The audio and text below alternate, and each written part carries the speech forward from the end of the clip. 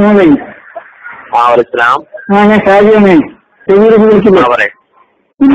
അന്ന് ഒരു മറുപടി പറഞ്ഞ കൂട്ടത്തില് ഹാജറാണോ അതേ ആയിഷയാണെന്ന് വെച്ചിട്ട് മലക്കിനോട് ജിബ്രീലിനോട് എന്ത് സഹായം തേടി അവിടെ സാന്നിധ്യം അങ്ങനെ സംഗതി പറഞ്ഞായിരുന്നല്ലോ.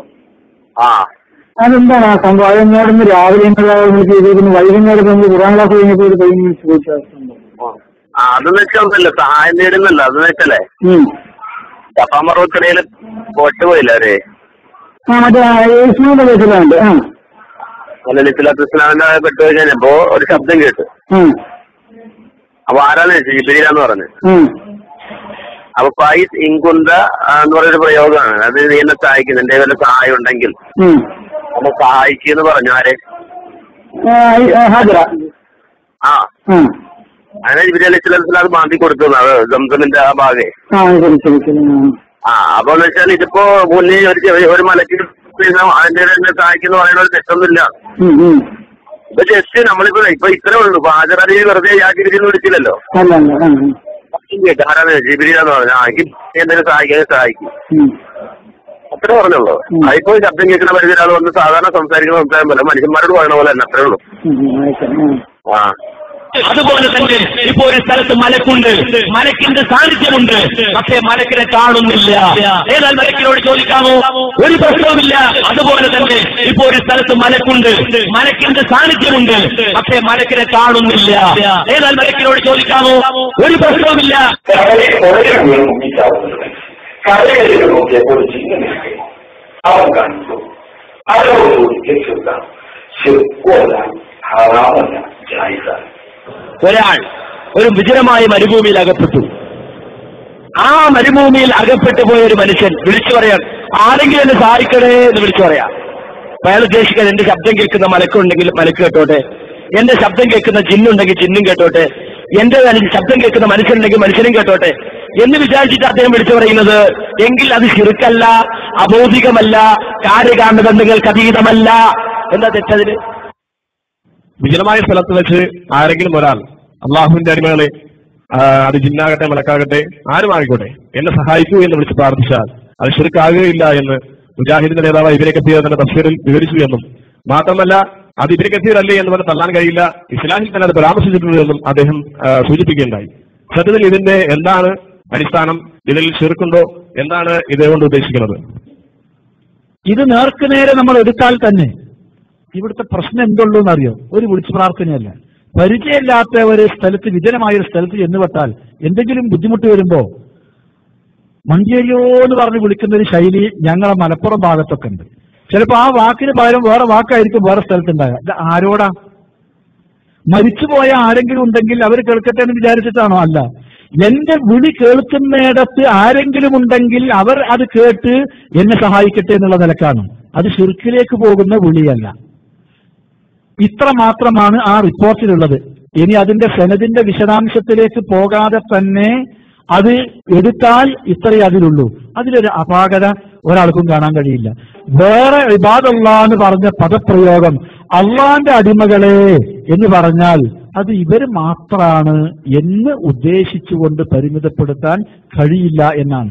മലായികത്താണ് എന്ന് വന്ന റിപ്പോർട്ടുകളുണ്ട്, ജിന്നും അതിൽ ഉൾപ്പെടും എന്ന റിപ്പോർട്ടുകളുണ്ട്. അറിയാത്ത മനുഷ്യന്മാരെ ഉദ്ദേശിച്ചുകൊണ്ടും യാ ഇബാദല്ലാഹ് എന്ന് വിളിക്കാം എന്നതിലും പക്ഷാന്തരം ഇല്ല എന്നർത്ഥം. ആ ഒരു ഉദ്ദേശത്തിലാണ് പിന്നെ ഇങ്ങനെ ഒരു ശബ്ദവും കേൾക്കുന്നില്ല, ഒരാളിൽ കാണുന്നുമില്ല, വിജനമായ ഒരു സ്ഥലമാണ്.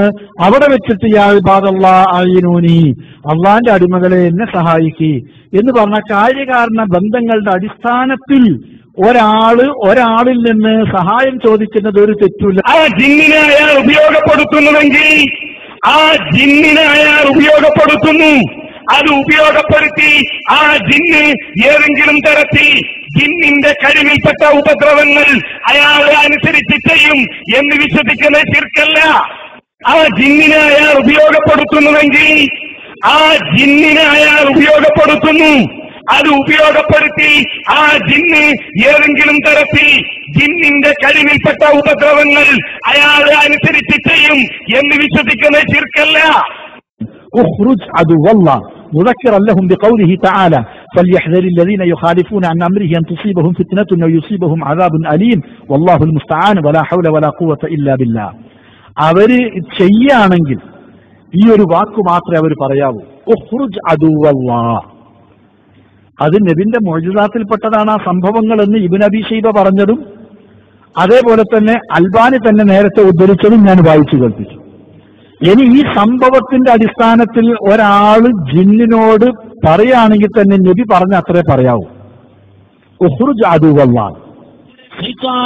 മനുഷ്യരെ പ്രേരിപ്പിക്കുന്ന പിശാച്, ആ പിശാചിന്റെ തന്ത്രങ്ങളെ കുറിച്ച് പറഞ്ഞു. മാത്രമല്ല ഒരു മനുഷ്യന്റെ ശരീരം, ആ ശരീരത്തിൽ പിശാച് പ്രവേശിക്കുന്നതിനെ കുറിച്ച് പറഞ്ഞു. മരിച്ചുപോയ ഒരാളുടെ കരീൻ, ജിന്ന് മറ്റൊരാളുടെ ശരീരത്തിൽ കൂടി സംസാരിക്കുന്നതിനെ കുറിച്ച് പറഞ്ഞു. ആരാണ് പറഞ്ഞത്? ഡോക്ടർ ഉസ്മാൻ സാഹിബ്. എവിടെയാണ് പറഞ്ഞത്? സൽസബീലിലാണ് പറഞ്ഞത്. മഹാനായ ഡോക്ടർ ഉസ്മാൻ സാഹിബ് സൽസബീലിൽ ആ ലേഖനം എഴുതി പൂർത്തിയാക്കി.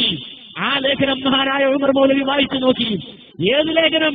ജിന്ന്, മരിച്ചുപോയ ഒരു വ്യക്തിയുടെ കരീം ജിന്ന് മറ്റൊരു മനുഷ്യന്റെ ശരീരത്തിൽ കയറി മരിച്ചുപോയ മനുഷ്യന്റെ ശബ്ദത്തിൽ സംസാരിക്കുമെന്ന് ഡോക്ടർ ഉസ്മാൻ സാഹിബ് എഴുതിയ ആ ലേഖനം, ഒരു മനുഷ്യനിൽ നിന്ന് അയാളുടെ കരീം, അയാളുടെ അറിവുമായി മറ്റൊരു മനുഷ്യന്റെ ശരീരത്തിലേക്ക് കയറുമെന്ന് ഡോക്ടർ ഉസ്മാൻ സാഹിബ് എഴുതിയ ലേഖനം, സൽസബീൽ എഴുതിയ ലേഖനം മഹാനായ ഉമർ മൗലവി സാഹിബ് വായിച്ചു നോക്കി. തൗഹീദിന്റെ വിളനിലമായ, തൗഹീദിന് വേണ്ടി വാദിച്ച, തൗഹീദിന് വേണ്ടി ഒറ്റയാനായി പ്രവർത്തിച്ച മഹാനായ ഉമർ മൗലവി ഈ ജിന്നെ ശൈത്താൻ എന്ന് പറയുന്ന ഡോക്ടർ ഉസ്മാൻ സാഹിബിന്റെ ലേഖനം വായിച്ചു തീർന്നപ്പോ ഇതാ മഹാനായ ഉമർ മൗലവി അത് വായിച്ചിട്ട് ഇതാ അതിനെക്കുറിച്ചുള്ള ആവേശം, ആ ലേഖനത്തിൽ പറഞ്ഞ കാര്യങ്ങളോടുള്ള ഐക്യദാർഢ്യം ഉമർ മൗലവി ഒരു വരയിട്ടുകൊണ്ട് അതിന്റെ ചുവടെ എഴുതി ചേർത്തു. എന്താണ് എഴുതി ചേർത്തത്? ഡോക്ടർ ഉസ്മാൻ, നീ തൗഹീദിൽ നിന്ന് പിഴച്ചുപോയി. നിനക്ക് മുജാഹിദാകാൻ കഴിഞ്ഞിട്ടില്ല, നിനക്ക് തൗഹീദ് സ്വീകരിക്കാൻ കഴിഞ്ഞിട്ടില്ല. നീ ഇതാ തൗഹീദിൽ നിന്ന് പുറത്തു പോയിരിക്കുന്നു, മുജാഹിദ് പ്രസ്ഥാനത്തിൽ നിന്ന് പുറത്തു പോയിരിക്കുന്നു, നീ മറുകണ്ഠം ചാടിയിരിക്കുന്നു ഉസ്മാനെ എന്നല്ല ഉമർ മൗലവി ഡോക്ടർ ഉസ്മാൻ സാഹിബിനോട് പറയുന്നത്. നേരെ മറിച്ച് ഉമർ മൗലവി ആ ലേഖനത്തിന്റെ അടിയിൽ ഒരു വരകിട്ട് എഴുതി വെക്കുകയാണ്, ബില്ലാഹി ദർറുക യാ ഉസ്മാൻ, ബില്ലാഹി ദർറുക യാ ഉസ്മാൻ. മഹാനായ ഉസ്മാൻ സാഹിബ്, ഡോക്ടർ ഉസ്മാൻ സാഹിബ്, ആ ഡോക്ടർ ഉസ്മാൻ സാഹിബിനോട് ഉമർ മൗലവി ആശയപരമായ ഐക്യദാർഢ്യം പ്രഖ്യാപിക്കുകയാണ്.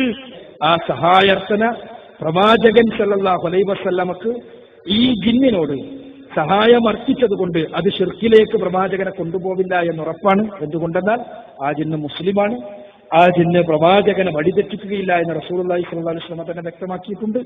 അതുകൊണ്ട് തന്നെ അത്തരം ഒരു വിചാരത്തിനൊരു പ്രസക്തിയുമില്ലാത്ത സന്ദർഭത്തിൽ പോലും, വസീലത്തു ശിർക്കല്ലാത്ത സന്ദർഭത്തിൽ പോലും റസൂലുള്ളാഹി സ്വല്ലല്ലാഹു അലൈഹി വസല്ലമ അത്തരം ഒരു സഹായാർത്ഥന നടത്തിയിട്ടില്ല എന്നത് തന്നെ അതിന്റെ അപകടത്തെ വ്യക്തമാക്കുന്നു.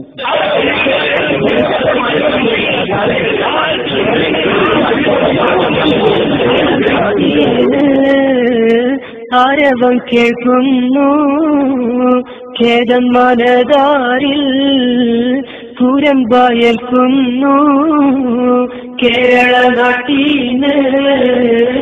ആരവം കേൾക്കുന്നു ഖേദം മനതാരിൽ, കൂരമ്പായേൽക്കുന്നു ആരോ തിരിവെച്ച ജിന്നെന്ന തീപ്പന്തം നേരായി ഗണിക്കുവാൻ എന്തെല്ലാം സിദ്ധാന്തം.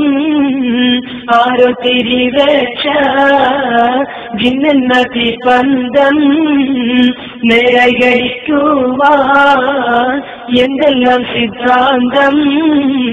കേരള നാട്ടീന്ന് ആരവം കേൾക്കുന്നു ഖേദം മനതാരിൽ, കൂരമ്പായേൽക്കുന്നു.